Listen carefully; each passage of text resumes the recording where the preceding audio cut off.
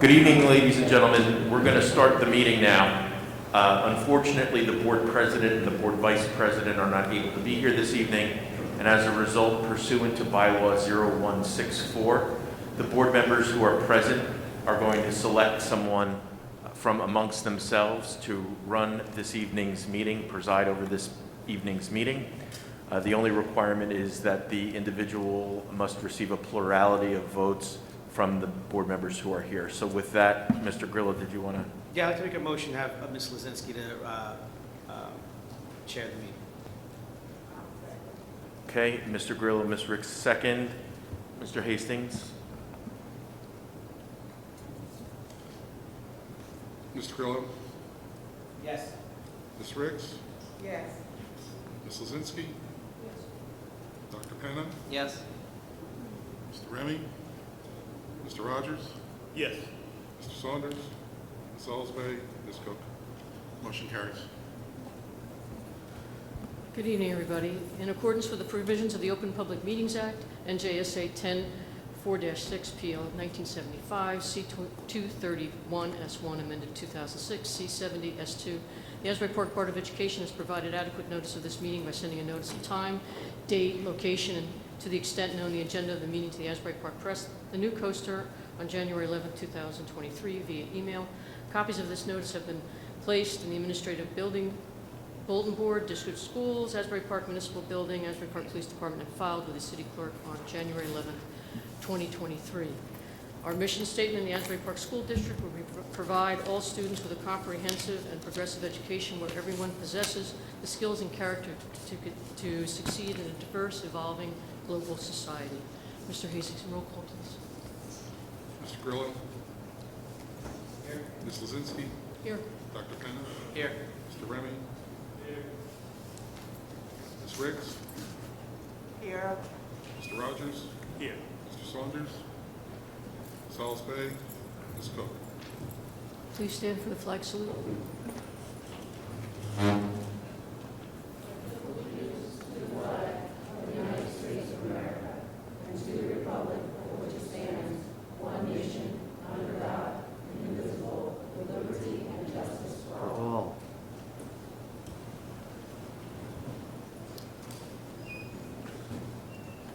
Dr. Adams, we're going to do the presentation now, or do you want to? Good evening, everyone. Happy New Year. Happy New Year. All right, I'm glad to see everyone coming out this evening. We have several presentations that we're going to do. As you know, each month we recognize our student and staff of the month. But before we do that, we also have a presentation. But this month is Board Recognition Month, so we want to recognize our Board of Education members first. As you see, there's a token of appreciation, a cactus in front of you, courtesy of your superintendent and executive staff here at Asbury Park, and the administration and the students and staff as well. It's a small token of appreciation for your voluntary service on behalf of this community. So what we're going to do preceding that acknowledgement is do our schools students first. So we're going to start with Thurgood Marshall Elementary School, Principal Schultz.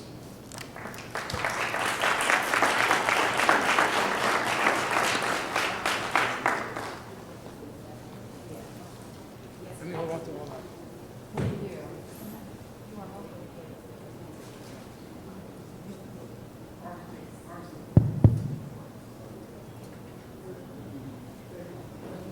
Good evening, everyone. It is my delight as the principal of Thurgood Marshall Elementary School to welcome our student of the month for this month, Miss Lasai Whitaker.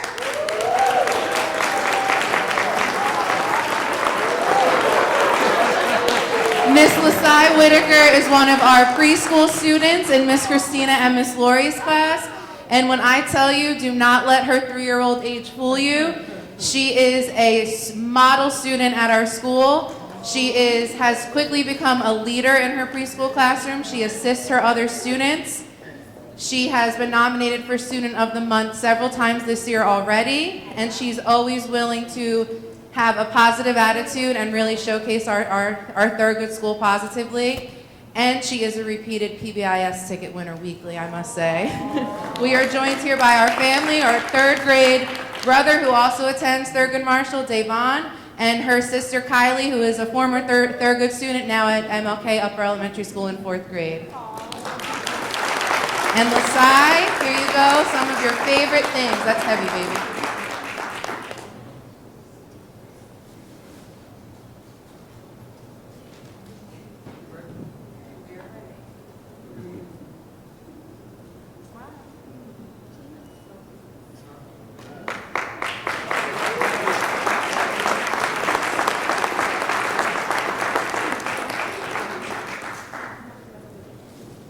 And again, on behalf of Thurgood Marshall Elementary School, it is an absolute pleasure to introduce our Thurgood Staff of the Month, Nurse Elizabeth Fendler. Nurse Fendler has joined our Thurgood community this year as our school nurse, and her colleagues nominated her multiple times this month, citing her positive approach to students, her nurturing attitude with all in our school, her absolute clear organization and willingness to serve our school and that of the entire district when, where, and as needed. Nurse Liz, we appreciate you so much. Thank you for all that you do.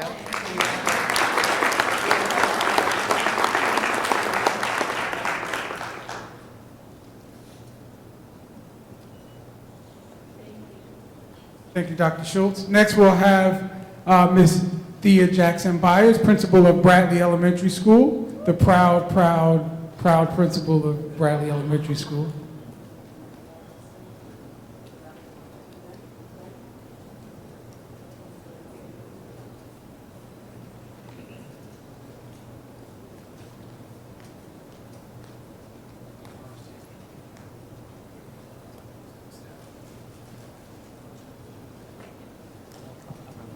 Good evening, everyone. At this time, it is an honor and privilege to congratulate Yuritsi Oliveira Perez as the Bradley Elementary School January Student of the Month. Come on up, baby. Hey, come on up, parents. Come on up, come on up, come on up. At this time, I have Yuritsi's teacher is here, and she just wanted to have a couple words about her. Give her a round of applause. And the whole family is up.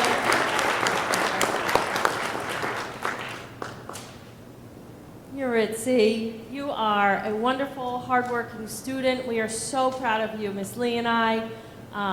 You're always so kind to your classmates, to the staff in the building, and you're just an all-around wonderful student, and you're fantastic. Thank you so much. So, Yuritsi, of course, in true Bradley fashion, we have some Bradley Elementary School spirit wear for her.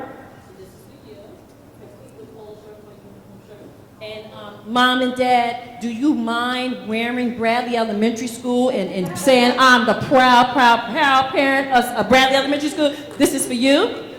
And Mom, thank you. Without you, we would not have this baby, Yuritsi. These are for you.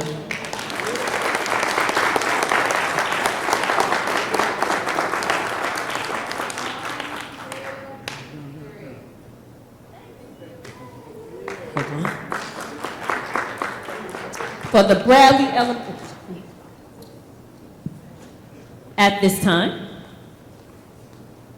the Bradley Elementary School staff member of the month, Mr. Chris O'Donnell. Give him a round of applause. When I tell you he is a pleasure, the way he is with the students, he loves them, they love him. So, Mr. Chris, this is for you. This is a little token. Now, Mr. Chris, a little birdie told me that tonight your wife and mom were supposed to come with you tonight so please give this to them. We said for them to deal with you, they deserve their flowers. So please give this to wife and your mom.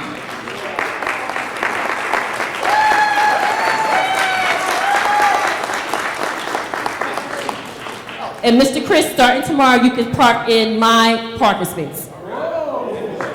Congratulations. Next, our high school principal, Ms. O'Neill.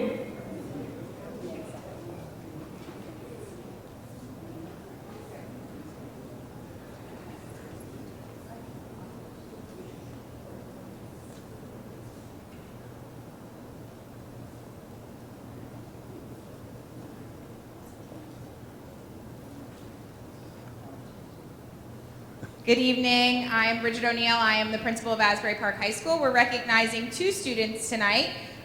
First, we are going to recognize our 7th and 8th grade student.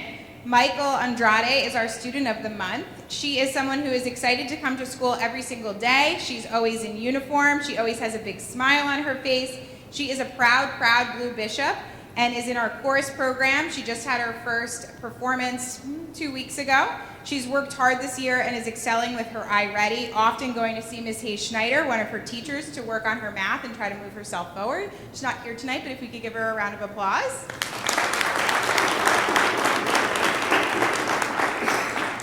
Our second student that we're recognizing is one of our high school students, Ziamara Katus, who is in 11th grade. She was nominated by her music teacher, Mr. Markey. She's been relentless in her work ethic on the piano and is taking charge of learning very challenging pieces. She's currently working on Beethoven's Sonata 17, The Tempest, third movement in D minor. She is aiming to attend Montclair State University as a classical piano major. She's a member of our Dream Academy and is also just absolutely excelling academically. So a big round of applause for Ziamara as well. Ziamara is going to come up. She's here tonight with her parents.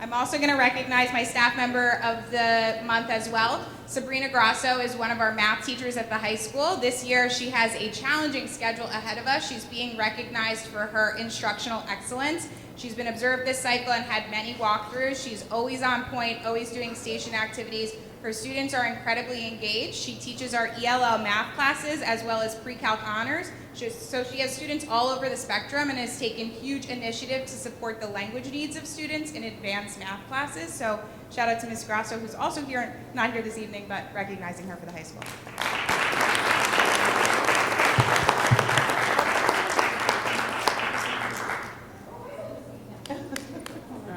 Okay, we're gonna read Michael's again because Michael just came with her family. This is Michael.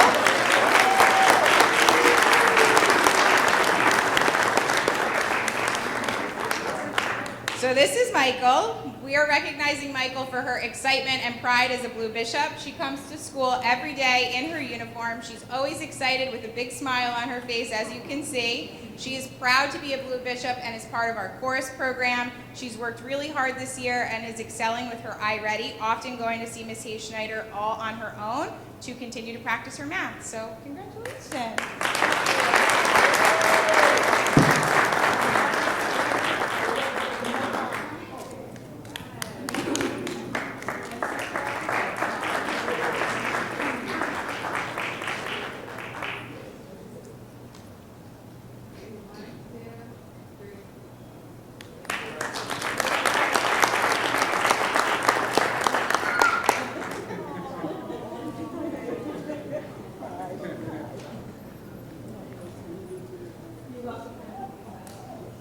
So we have Ms. Hope Walker, who's going to be who's going to be here presenting for Martin Luther King Upper Elementary.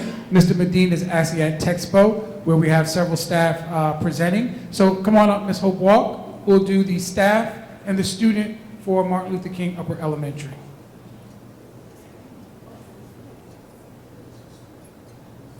Good evening, everyone. Again, I'm Hope Walk. I'm the reading specialist at MLK. The student of the month was picked by his peers as well as the staff members of the 6th grade team. So well deserved. I actually just met him just recently, and you're a hoot. You're such a sweet young man, but there were some really nice words that Mr. Medina wanted me to say to you. Alan is an excellent student. He's a great Alan is an excellent student at MLK. He has a grade point average with an A. As previous students of the month, Alan is focused and he's driven. He excels in all of his classes, highly regarded by his teachers and his peers. And at MLK, we are all so proud of you and honored to have him as a student at MLK. We would like to thank his family for all the support, the efforts, and around the development of Alan, and congratulations from Mr. Medina and the MLK staff. Mom, Dad, want to come up, take a picture?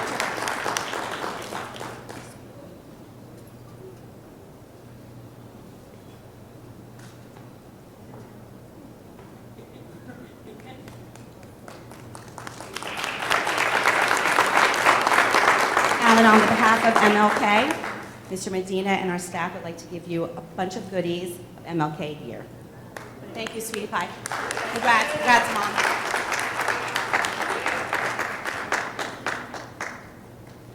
Well, this is so well-deserved. The MLK Staff Member of the Month is other known as Miss Cassandra Marshall. Please come on up. Cassandra is part of our CST team at MLK, as well as Thurgood Marshall. Come on up, my beautiful. She's a valuable member of the school's operations team. Miss Marshall, her commitment to her students and to the school is unwavering, often going beyond basic expectations. No matter what the challenge, Miss Marshall is willing and ready to contribute. Her insight, her knowledge is top tier, and we are so fortunate in this district to have her as part of our MLK family as well as Thurgood. I want to congratulate Miss Marshall for a very well-deserved recognition. We love you.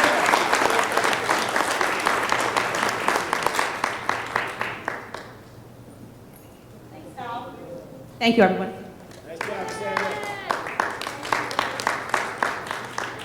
Thank you very much. On behalf of all of the staff, the leadership of those particular buildings, MLK, the high school, Bradley, and Thurgood, and to the students, we have several students that are picked, but we picked one for Student of the Month that's recognized at the board meeting. Now we will move into our presentation. Mr. Ruiz, who's going to do a presentation on the Start Strong assessment results.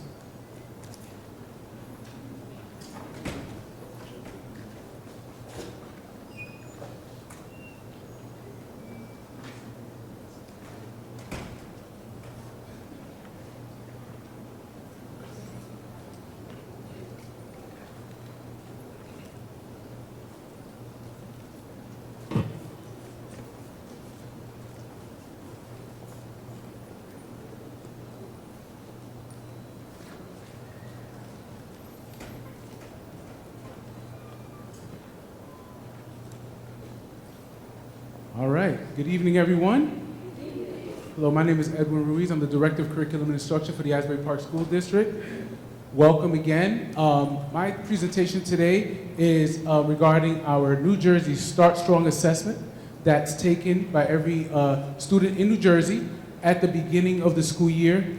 For a little context, this exam or this assessment was provided to the state when we were in the pandemic and we were not doing the end of the year state testing. So as part of New Jersey's push to kind of see where students are, they have created an assessment that, let me just go to the next slide. They created an assessment for us to see where our students stand, okay?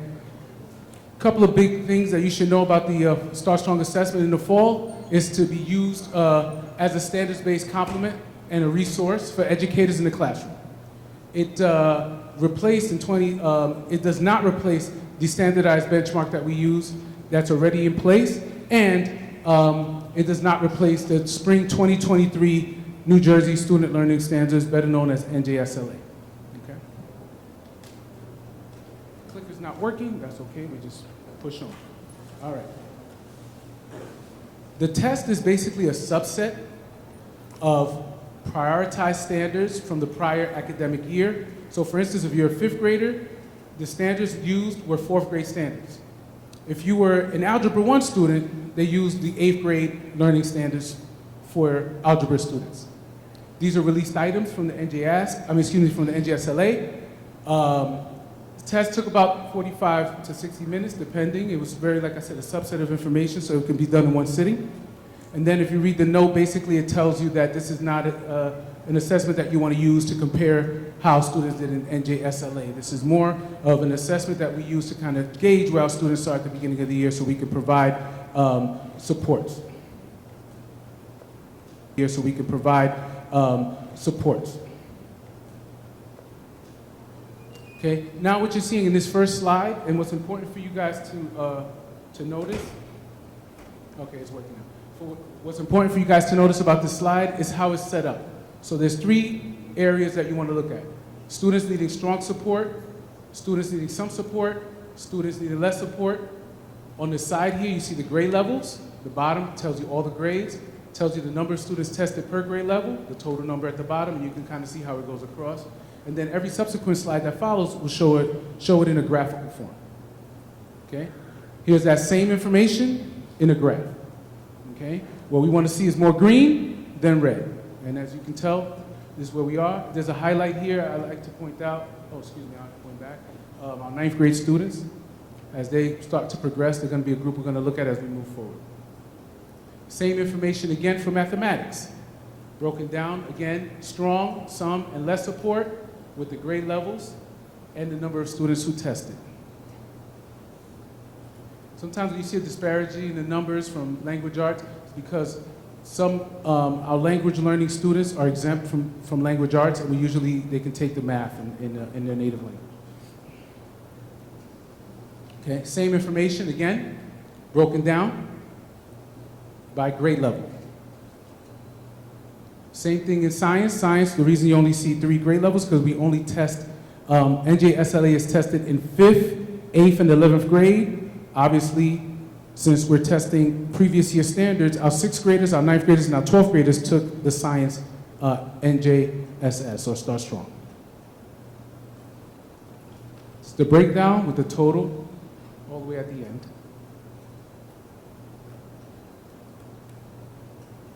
Now, I'm showing just basically a breakdown by race.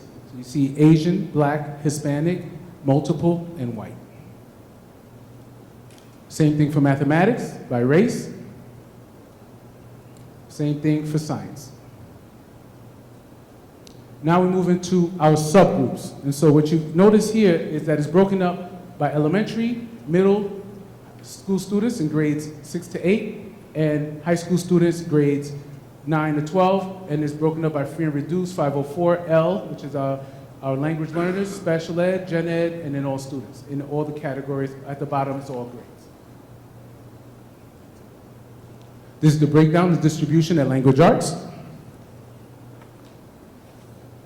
Slightly better than last year for our free and reduced and our section 504s. Here's the mathematics, broken down the same way. Section 504, all the different groups, slightly better again than last year. We have free and reduced, actually dropped 10 points in the red, which is good, and 20-point gain in green for 504 students. And gen ed went up a little. Same information for science. Okay. Some improvement with our free and reduced lunch students, which is the majority of our kids, by the way, in section 504. Okay, so what are some of the action steps and intervention strategies that we're going to use in language arts?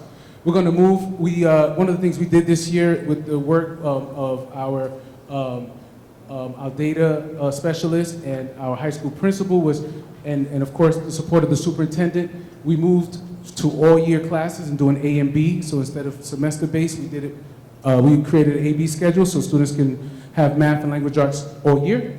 Ongoing teacher instructional academies, one which you'll see on this board agenda meeting. We're on our 3rd teacher academy coming up with for writing. Professional development focused on our language arts standards, strategies, and pacing. Pacing is a big one for us because we want to make sure that we're getting those important standards early. One-on-one modeling in classrooms. We're also refocusing our instructional coaches to support teacher capacity.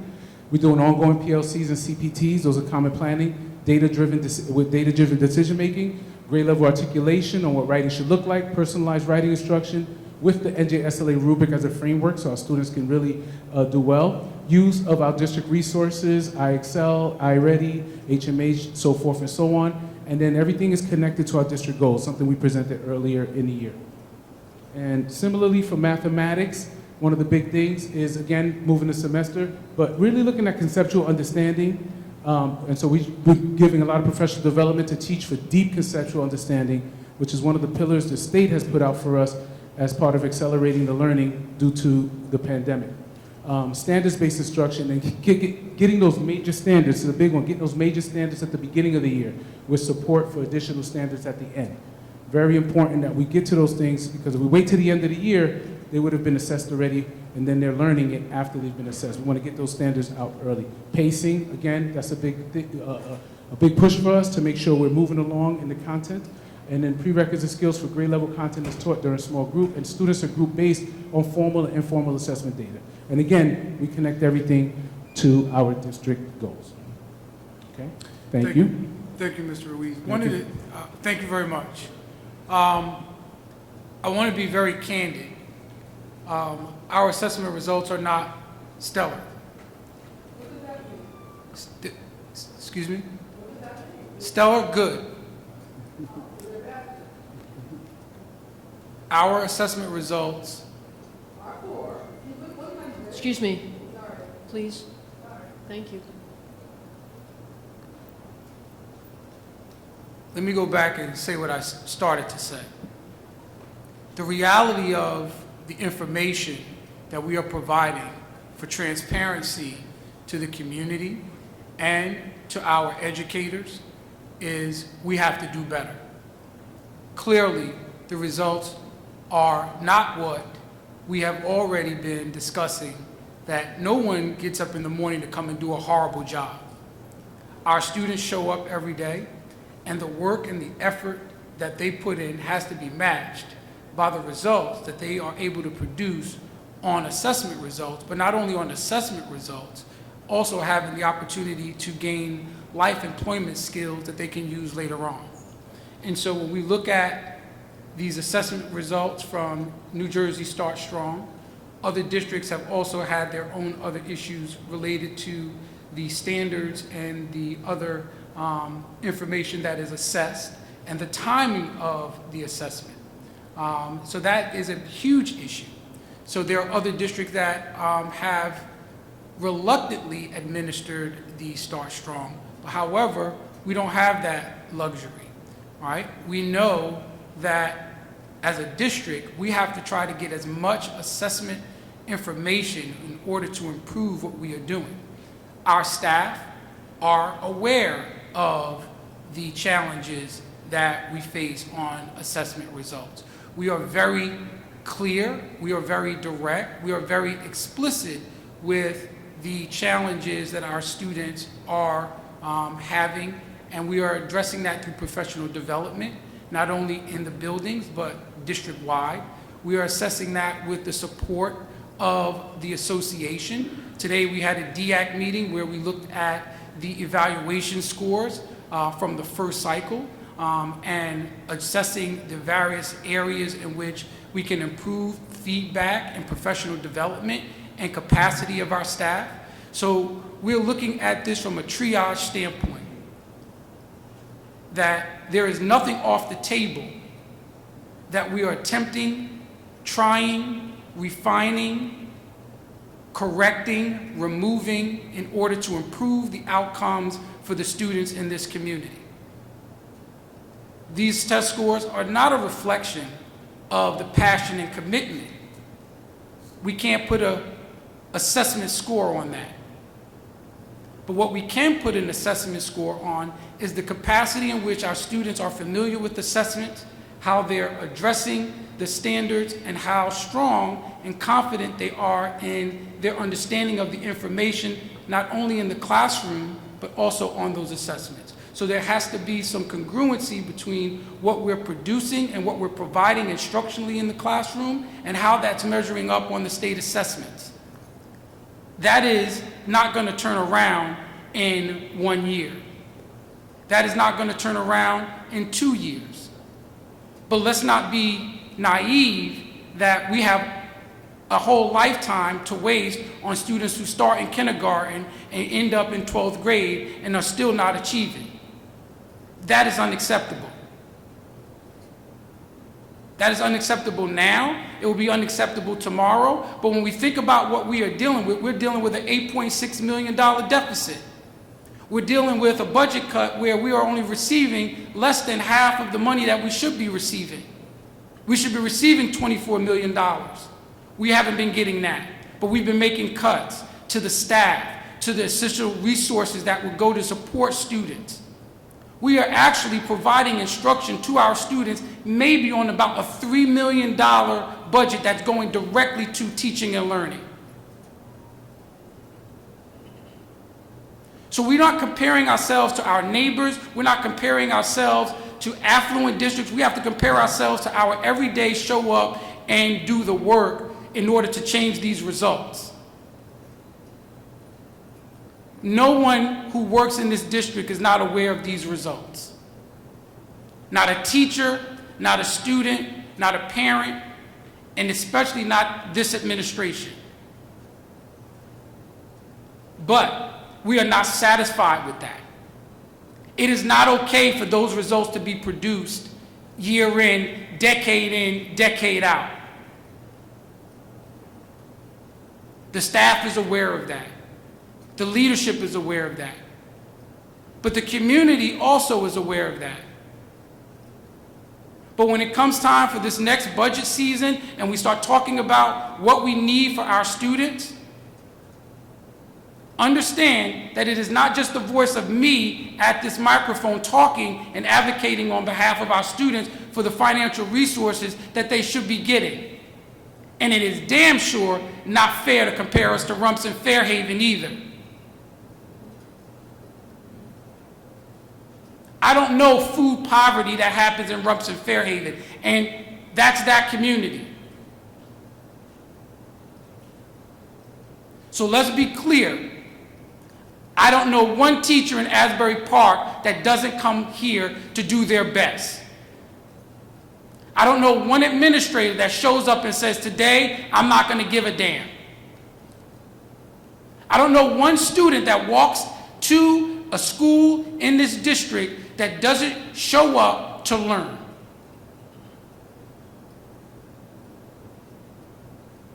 But these assessment results are not an indication of that effort and or the direction in which we're trying to move this district. Period. Hard stop.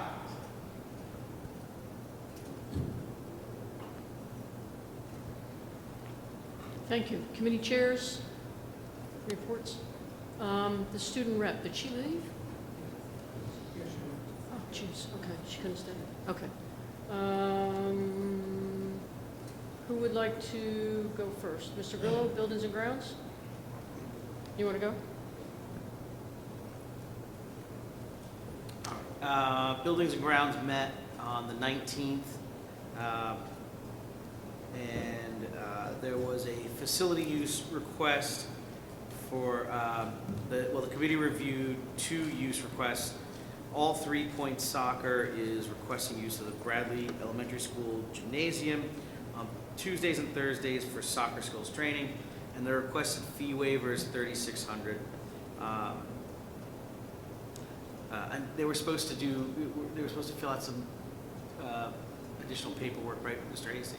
We do have all their paperwork, all's been Do submitted. we have it? Okay. Yes, sir. Also, Asbury Park Little League has scheduled a pancake breakfast for Saturday, February 4th, and the kitchen equipment will be operated by volunteer Sodexo staff. Also, if everyone can please come to that, it's a great event for the community. We all show up, and it's really great way to support the kids. Architectural services. So there were 3 ESSER bid proposals for the elevator replacement. The committee was updated on various ESSER-funded projects in the district. Phase 1 included upgrading HVAC systems in the high school college wing and the locker rooms, as well as replacing all the unit ventilators here at Bradley. Phase 2 includes the replacement of all the unit ventilators at MLK that provide both heat and air conditioning. Phase 2 also included the replacement of the boiler system at MLK. And the elevator at MLK has been demoed. A crane is going to be on site the weekend. Well, it was this past weekend to replace the equipment on the roof. And the expected project completion date for that is the end of March. We also spoke about central office relocation and the future use of the Barack Obama building. The district architect provided an estimate for repairs to Barack Obama related to the move of central office. They estimated $400,000 needed prior to moving in, and then another $560,000 in repairs and upgrades that could be made after the staff has already moved in. There are a couple of other ongoing projects that we spoke about. One was the high school chairlift that's been installed and inspected. The railings have been installed on the ramp outside the high school media center. Carpeting has been removed and replaced with tile at Thurgood's preschool disabled classroom. We have a phone system upgrade that's being discussed with the IT department, and the district will begin to move forward with a radio system upgrade funded via a safety grant from our insurance carrier. And then finally, we also discussed both repairing the basketball courts behind the high school, and that it's assumed that it's going to be about $85,000. And we also discussed the proposed donation of benches for the soccer field outside here at Bradley Elementary. There's a couple that lives literally right behind the Bradley Elementary School that has offered to donate benches as well as plant trees over where the youth of the community use that soccer area over there, because right now there's no place for the kids to sit. They have to sit on the grass, and there's also no shade, so in the summertime it can get really hot for them. And I don't know, Mr. Hastings, were you able to get in touch with the I haven't spoken to the family there. Mr. Sosa is going to reach out to them directly as he's aware of the needs and the specifics to what can be installed for a school versus just a general. Right. Okay, project. great. And that completes my report. Thank you. Ms. Ricks, you see it on?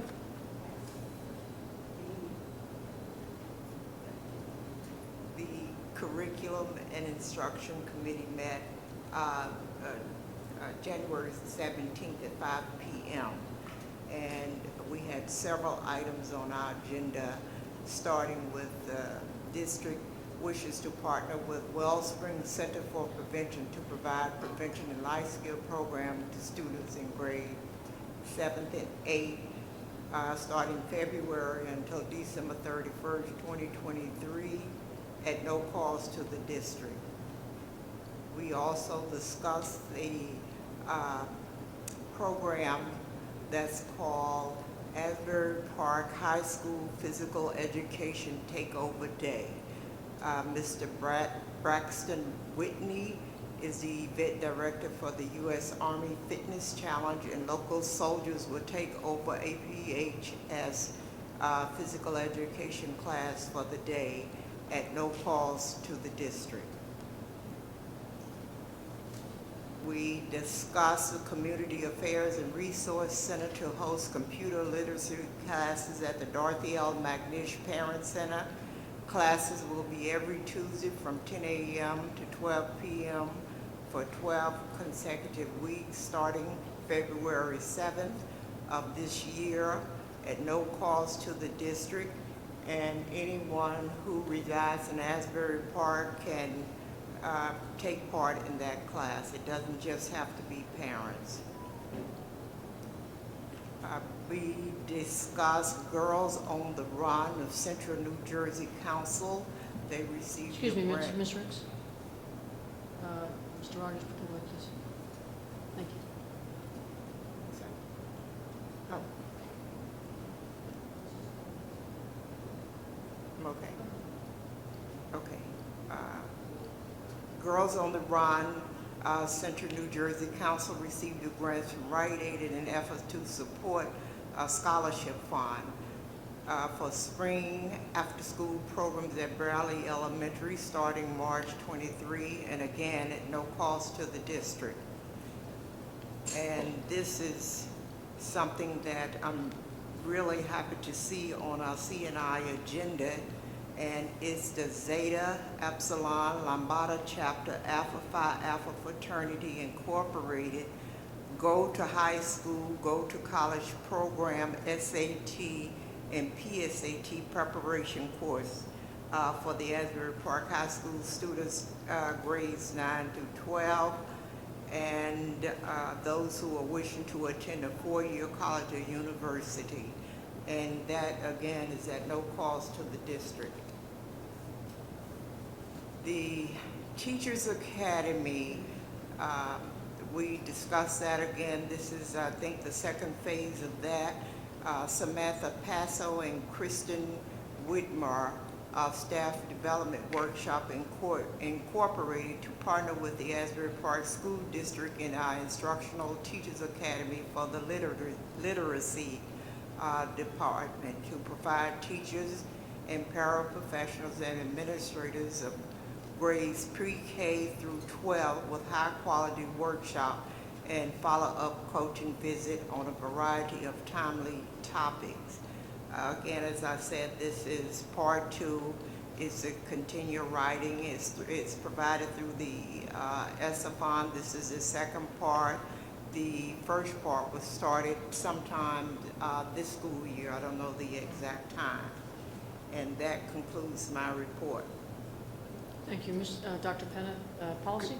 Madam Chair, just wanted to add a few other things to that.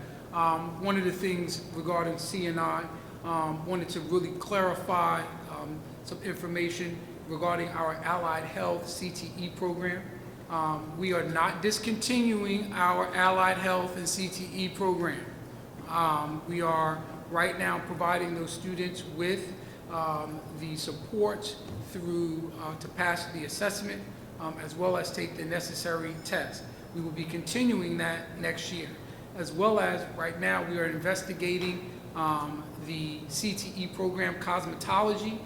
We have a visit to Lincoln High School in Jersey City on February the 1st to visit their facility. We've had a meeting with them, I believe Tuesday or Wednesday. No, yeah, Tuesday, with their assistant superintendent over their CTE programs, and we will be taking a visit to see their facilities in order to begin to map out our addition of that program to our CTE program. We will phase out the law and public safety CTE because of just student interest. The other piece that is worth noting is that Brookdale will be discontinuing in its current form next year the program, which was the dual enrollment with all of its partner districts in Monmouth County that led to the associate's degree. The reason being, a lot of 4-year schools were picking apart the degree and not issuing a full 60 credits to all of the students, no matter what district they were in that program.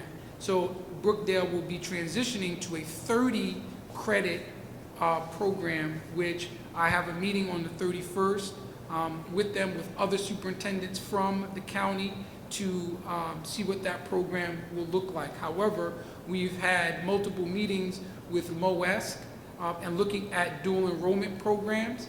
We had a follow-up meeting today regarding that. So we're looking to provide a 30 credit program for our students, but they will, our current students who are in the DREAM program will complete the associate's degree program that is presently constructed as it is with Brookdale. They will be phasing it out and transitioning to the new 30 credit program. We will be providing you with more information after the 31st because Brookdale still needs to provide much more clarity on the type of courses, whether they're going to be asynchronous or synchronous courses for our students.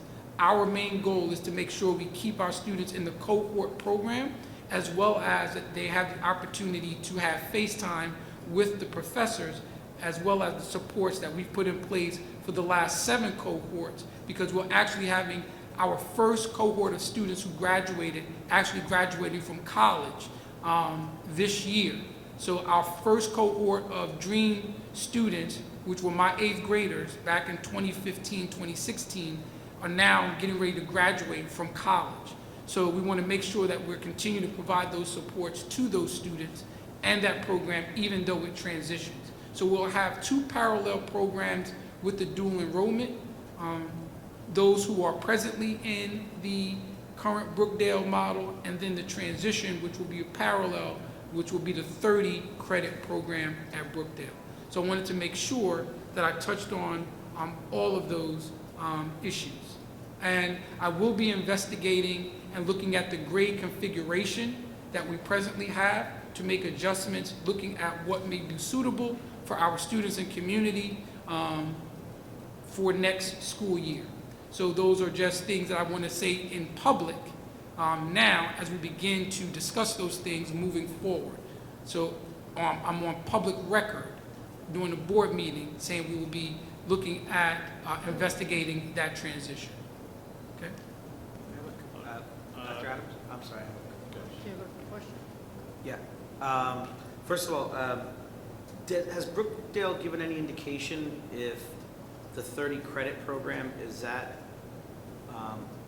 what's the end result of that? Is it still going to be for an associate's degree? Or? So what they will be offering is if you continue on to Brookdale, you will finish your associate's degree with them. So there are a bunch, we just had this conversation at the Monmouth County Executive Superintendent Roundtable last Friday.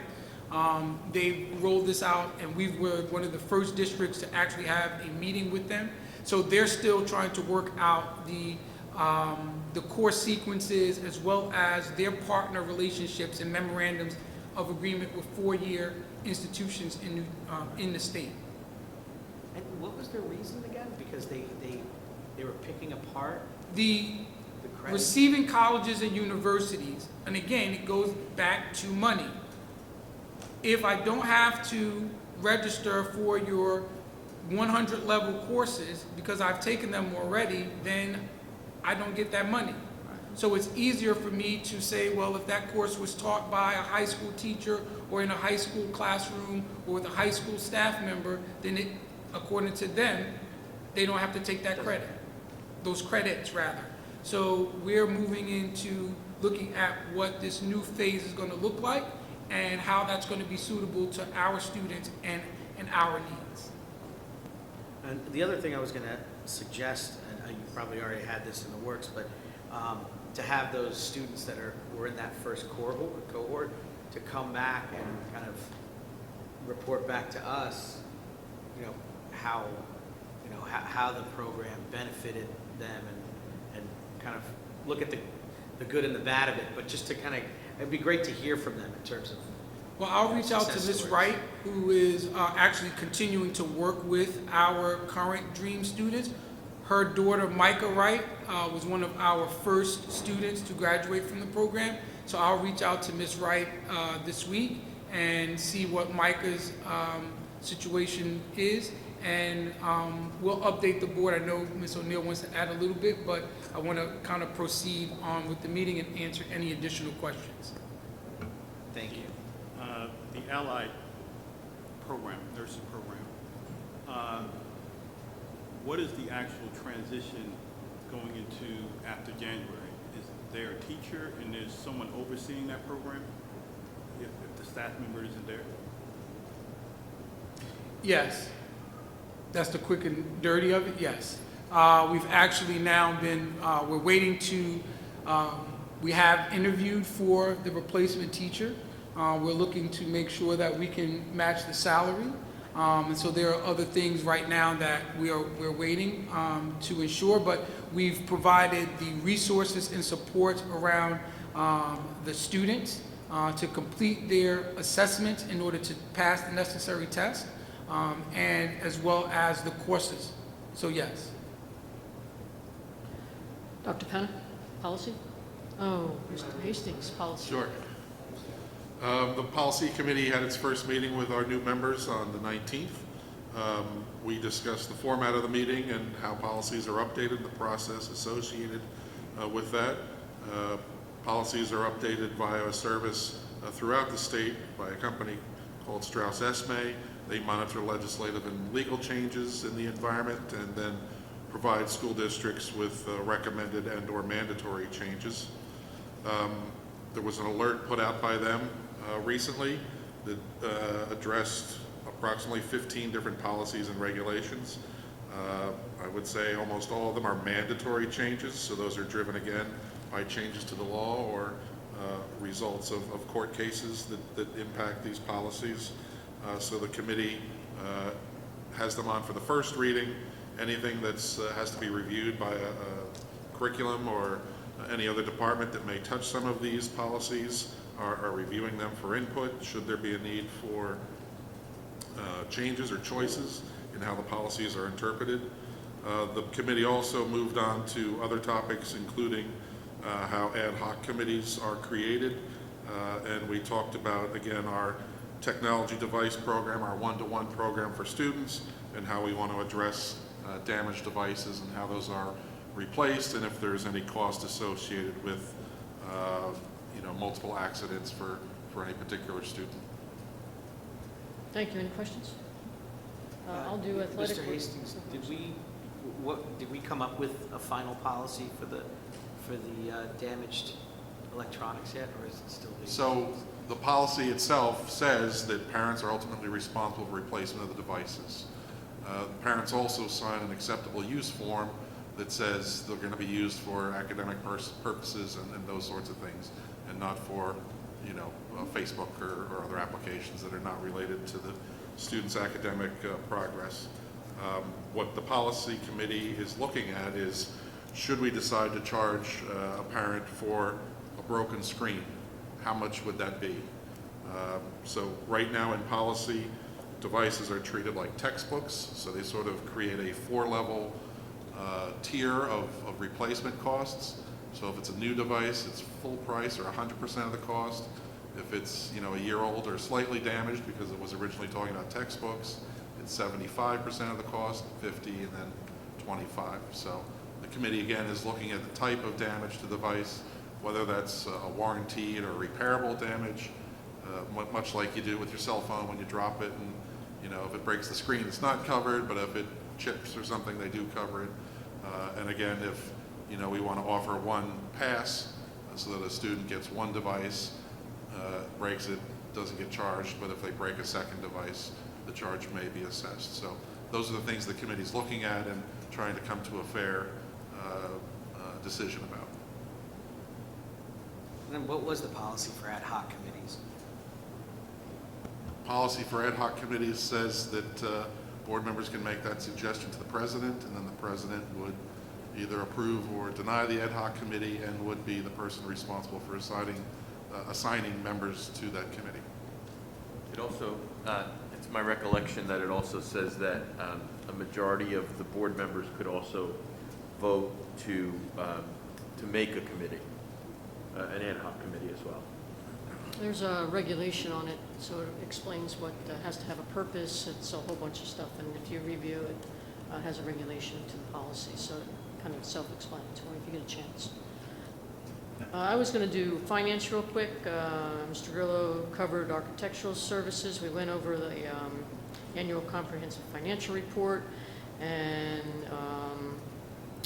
stabilization aid, which most of the money is going to be used to upgrade science in the media center, science labs and media center. Also went over, what else? The mid-year budget review, as Dr. Adams mentions, we believe will be cut $8.5 million next year, so that's high on our list of priorities, trying to find out what we're going to do about that. And the other policy, actually other committee was athletics. And Mr. Chairman, you want to go over athletics? Do you want to make a brief summary about it, or do you want me to go through? I don't have notes in front of me, but You want the notes? I don't know. I have them right here. Mr. Hastings want to go over it. No, I have it. If you want me to go quickly? Do you want to say anything about athletics at all, about our meeting? Okay. There is a new Instagram page for the athletic department. If you get a chance, check it out. We talked about coaching vacancies that are being posted early, try to fill them out before, the week before practice starts. Community outreach, Mr. Bowers is reaching out to the senior center to try to get seniors to the games to watch the basketball or whatever game there is, and there's a lot of interest for that. Also communicating with the different organizations in town for participation. They're looking for a venue for the sports banquet, and I think that was about it. Did I miss something? That's about it? Okay, thank you very much. All right, I have something about it. Oh, you have now. something? Okay, go. All right, so basically, with the new AD, Mr. Bowers, just his vision with everything, like the way he plans on having like the football team and everything, and why he's doing what he's doing, it makes sense. Just got to see how it plays out. Needs involvement from everyone to see how it really plays out. He wants to do a football program, not just a football team, and get our students, our student athletes, really become student athletes, so they can, even after they leave here, they can still go on and do good things, better things. They have more opportunities to play on a collegiate level or a higher level than just high school. That's the feeling that I got from it, and it was a good feeling. I want to see how it all plays out. I'll rock with it. That's all I got to say. Thank you. Madam Yes. President, I'd like to, I brought up an issue about creating virtual meetings, hybrid meetings, and I was asking if Jeff could give us the cost of what it would take to get that done. Sure. Mr. Hastings, if you could get that too, or do you have it? You don't have it. You can get it to Mr. Rogers or to the, actually, Finance Committee. We can bring that up and talk about how much virtual, the next finance, if we were to do virtual and camera, taping at the same time. I asked that it be addressed at this meeting. Yes, so Oh, you have it? Oh, okay. thank you. The district was using WebEx as a service during the COVID time, where we broadcast the meeting virtually, and it allowed for participation by the public. And the cost of that annually was about $4,500. Once we came back from the quarantining, we dropped that service so we could again start that service up. But when we did come back, initially we utilized our Microsoft Teams platform. The district uses Microsoft for its software for email and other office-related products, and Teams, which is a virtual component of that, is included in the package that we use. So it allows for public comment, allows for live broadcast of the meetings, and we also have the second option for folks to go to a public comment email box. So if they did want to participate online, they could forward an email to the district, and we would read the email out at the meeting. So those are things we had used just when we came back from COVID.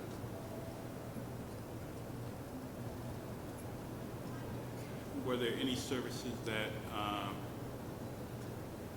that we could use that were a non-expense to the district?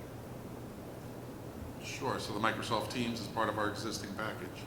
The district currently uses that for various meetings, and we used them for committee meetings last week. So that again could be set up if the board desires for live broadcast. Didn't we use them when few of us had to attend virtually, right? Yes, I remember having you here at my side I was at once or Disneyland twice. in California and still attending the meeting.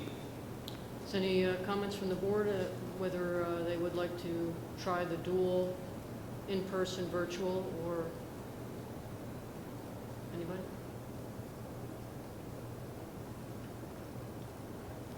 Mr. Remy, what's your thoughts? You're over there. Yeah, it's a good idea. It's good on both sides for us and the community, so they can participate, see what's going on. But I believe, I think we're live now, right? I don't know. Yeah, there is an Yeah. organization doing this. So the community can, you know, like voice their concerns. Mhm. Excuse me, one second. All right. Yeah.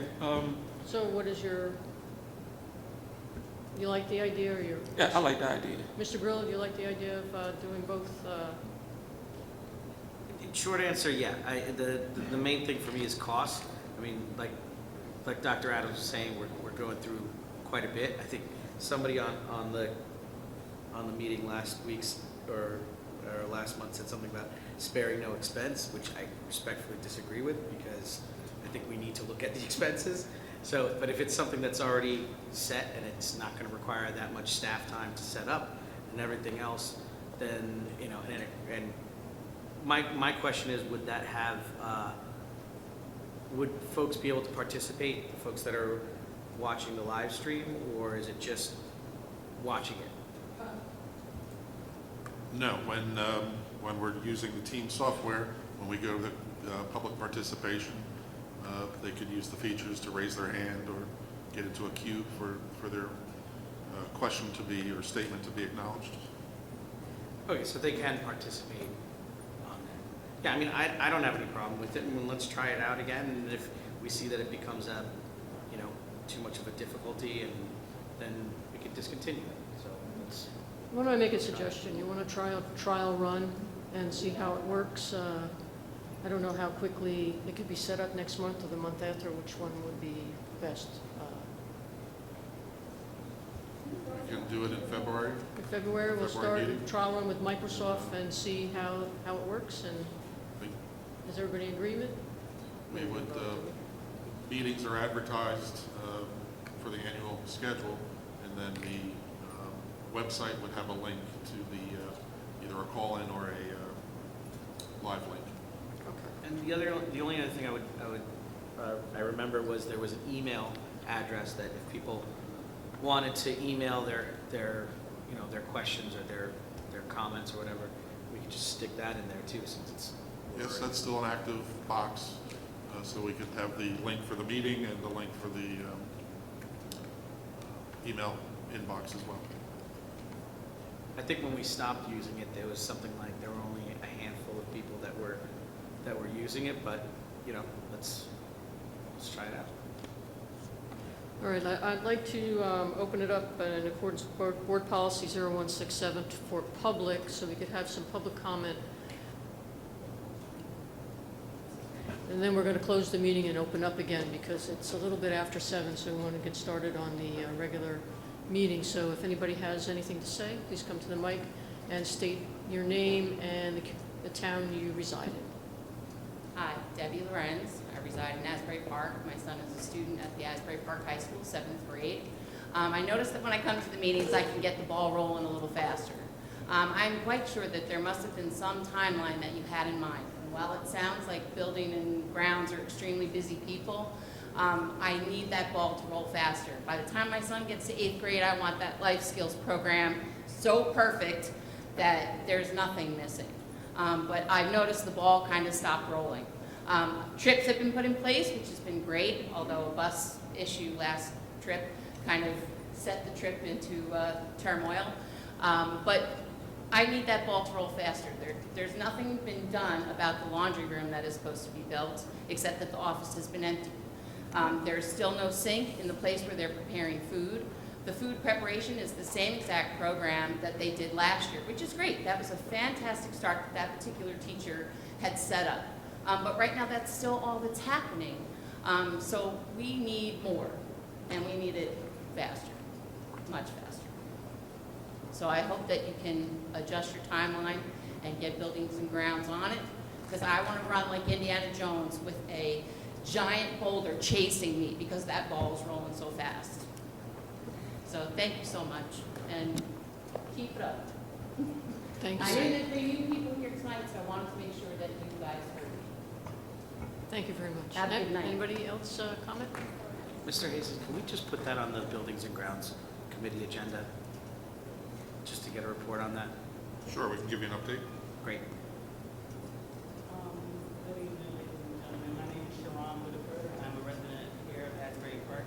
I'm here to present you with an opportunity to partner with myself. I am a... Can you speak in, I'm sorry, could you speak into the mic so we could? Yes, ma'am. Thank you. I am here to give you an opportunity to partner with myself. I am the owner and operator of She Connects LLC, which is a networking and business support specialist.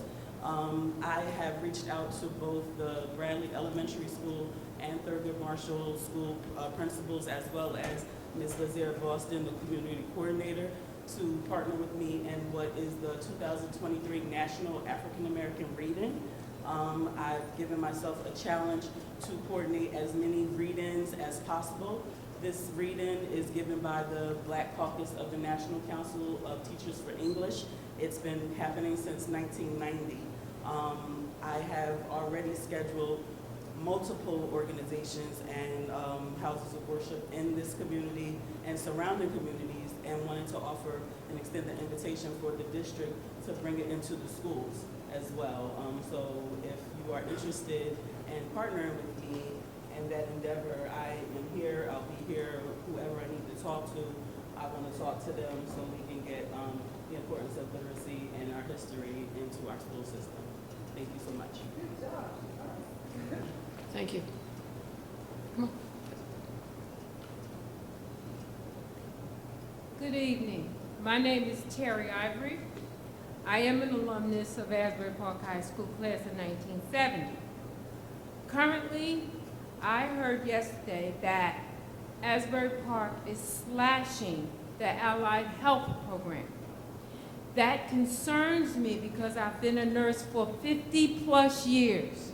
And right now, nursing is something that is well needed.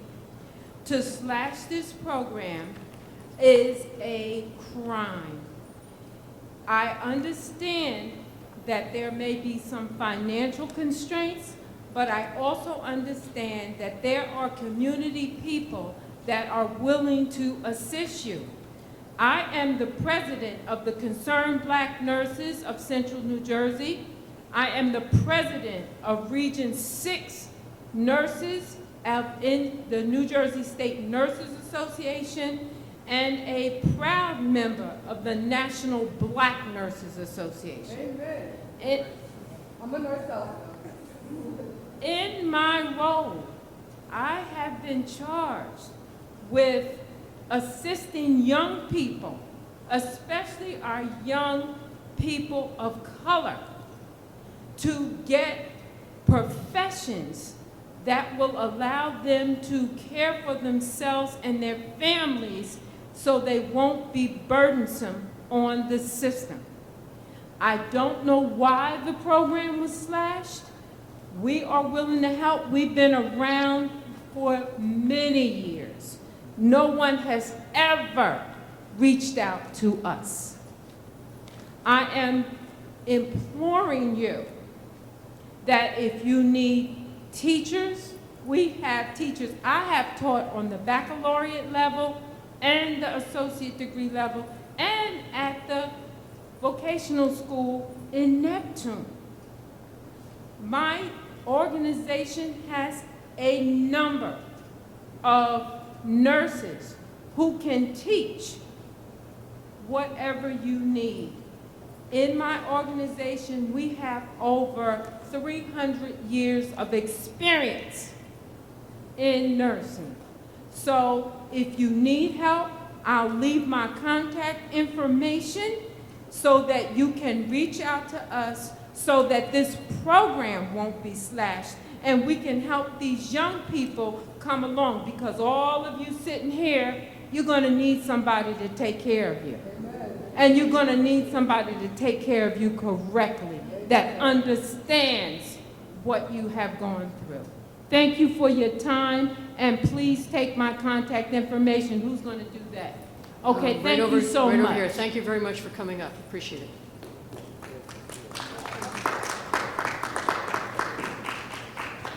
Yes, ma'am. Good evening, Asbury Park. My name is Nurse Nance, and I am a nurse as well. I will be celebrating 20 years as a nurse on January 31st, my 50th birthday. But I'm not here for that. What I am here for, this is my very first time at an Asbury Park Board of Education meeting, you know, because I'm from Neptune, and it was an embarrassment, okay? What y'all did here wasn't an embarrassment. What y'all did here is the reason why this Asbury Park cannot pass the basic skills test, okay? Y'all never passed the basic skills test, and the pandemic just made it even worse. If it was a 4% pass rate for basic skills, and this was before the pandemic when they had teachers, what do you think was going to happen after the pandemic when the kids was home? It got worse. What you did was sugarcoated. You didn't tell these parents who are sitting right here that their kids are failing miserably, because it's all over the Asbury Park press. The reason why y'all not getting funds is because they're scared that y'all gonna rob them, like y'all been doing. What happened? Why did the class of 2022 did not receive their high school diploma? Can you just answer that? Which one of y'all don't know how to spell Joe? It was an embarrassment. And I stood for all those Asbury Park parents who was calling and wondering where was their child's diplomas at. Where was it at, Asbury? Was y'all doctoring it up? Huh? Like y'all was doing the grades for the football team? Stop it, Asbury Park. Y'all are a bunch of crooks. Y'all not doing nothing. Not one of these kids here made the honor roll. Y'all talking about student in a month. Who gives a damn if Johnny came to school happy? We're here to learn. These teachers doing their best, that's what they're getting paid for. That's what our tax dollars is paying them for. And obviously, if the students aren't passing, then the teachers aren't doing their best. I recommend the whole damn board be fired. All of them. And start fresh. You got the football coach who run across the field half naked. You got the kids who don't get their high school diploma till the following year. Come on, Asbury, let's talk about it. Not one kid made the honor roll, and y'all praising Johnny because he happy because he comes to school every day. Who cares? They're here to learn. But y'all don't look at it like that. What's y'all graduation rate? I can count on two hands how many people graduate from Asbury. You got kids that live in Asbury and they go to charter. Who want to send their kids to a school and only 4% of the whole school pass? And y'all worried about football. Y'all worried about dumb stuff. I'm done here. I will never in life send my child to an Asbury Park school. And I got 4 of them, and all of them went to Neptune. I'm done here. Thank you very much. You're welcome. Someone else, Ms. Kendall. How are you? I'm Thalia Kendall. I am the grandparent of a high school student. And I had come and I have been on a mission from this whole week. I spoke to Mr. Ruiz outside, and I want to specifically say, Dr. Adams, I know we are not Rumford Fairhaven, but I know who we are. My granddaughter is working hard, but there's some things that's happening, and I'm just not comfortable with it. And I should say, when I spoke to somebody else before I spoke to Mr. Ruiz,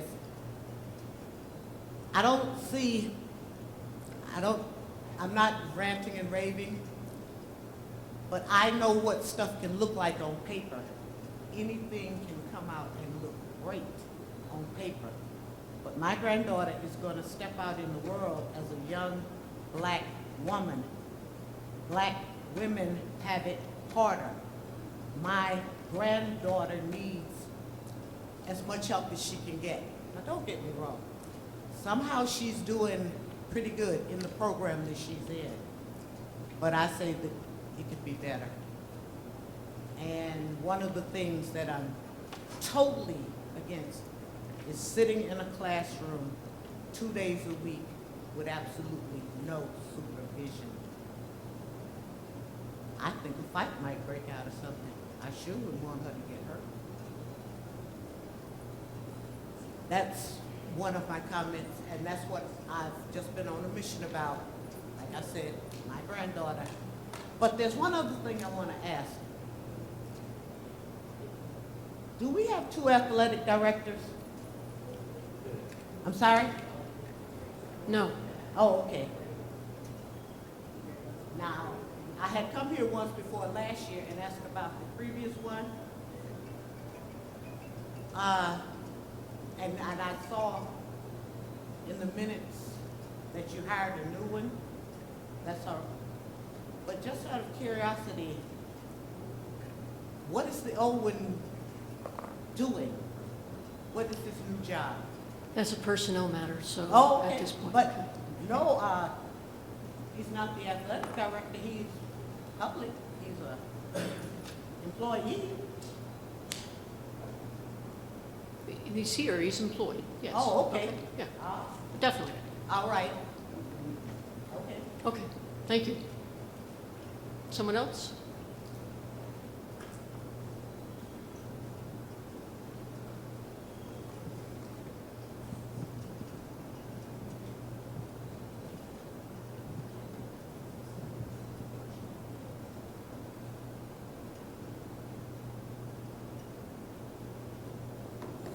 Just remember to speak into the mic, okay, so we can hear you.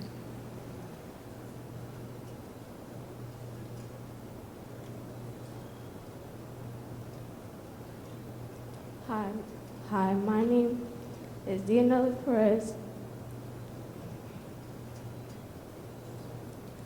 Hi, my name is Taviana Kinney, and we are seniors at the Asbury Park High School. We are here today because our principal, Ms. O'Neill, has come to the decision to shut our Ally Health program. If you are unfamiliar, this is a program that allows students like us to take college courses for the nursery program while in high school. As a student, the closing of this program has a very big impact on us, all of us other students that's enrolled. I am very frustrated and disappointed in this decision, especially since we were reassured we would receive a new teacher since December 1st, and here it is late January. Now the program is completely cut. This amazing program was started years ago by a wonderful lady, Ms. Gogan. Unfortunately, she has left because of current administration. Several of us still keep in contact with her as she treats us as her own children. She left the school. She had a whole plan for us. She believed in us. Imagine being a freshman in high school and being told you can begin pursuing your careers right now. She knew the benefits of having college opportunities early on. In our community, we do not all have the luxury of college after high school. Some of us come from difficult home situations. This program gives us the head start we need to keep up with our peers in other communities. I have been in this program for 3 years. I have dedicated so much time and energy staying on top of all my studies. My peers and I deserve the opportunity to complete what we started. We beg you, please do not allow this program to be shut down before you truly see the amazing things we will accomplish with this help. Thank you for letting us speak. Just so you...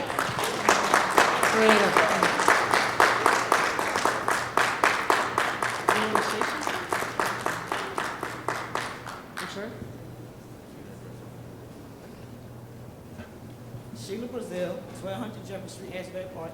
Happy New Year. I hope everybody had a good New Year. Is having a good New Year. I am here for just because of them. But I don't know, because I have not seen the curriculum. I was having a discussion. I went to a parent training on the 14th of January. We was talking about the cursive writing that was removed from the curriculum. I know it was done through the state, but some people have brought it back in their district.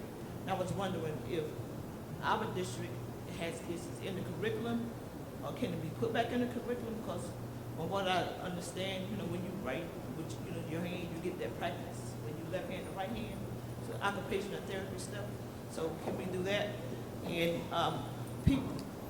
my daughter graduated in June 22. She got her diploma like some months late. She got it in October. So she did get it in 2022. So she did get it, but it was just late.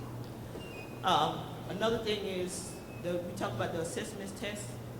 And I have been talking about this for years and years and years, being a product coming from Alabama to school in New Jersey. 10 years in Alabama, 2 years in New Jersey. And I've always said, if you reach it from the second grade on, we changed classes. We had a different math teacher, we had a different spelling teacher, we had a different, reading teacher, science teacher, because social studies teacher, because not all teachers can teach all subjects. Like in New Jersey, like you have one teacher and they try to teach all the subjects. You could have another teacher that's better at teaching that subject, and people say it's an inconvenience to move the kids, but don't move the kids. Let the teachers move around from class to class. But I think the students would learn better and would perform better if we have different people teaching different subjects. I don't know how they would look with the money. And the last thing, it's disheartening when we have an administrator that won't come out of office, have security that has to escort her every time she leaves her office. Then you have staff that's fighting, they get suspended, but then they come back and have a job in September.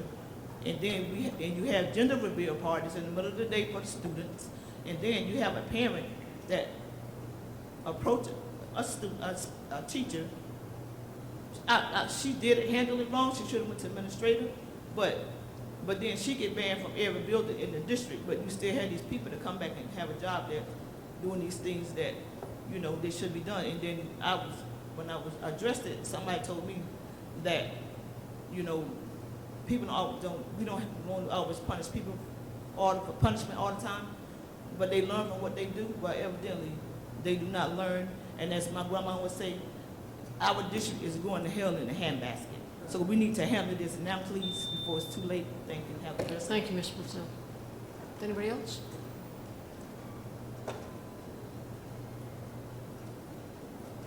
Hi, everybody. Carrie Butch, the AsburyParkReporter.com. I just want to let you guys know that we are 150% in support of you guys doing hybrid meetings. So I thank you guys for doing the research, and I'm looking forward to you guys instituting it. Thank you.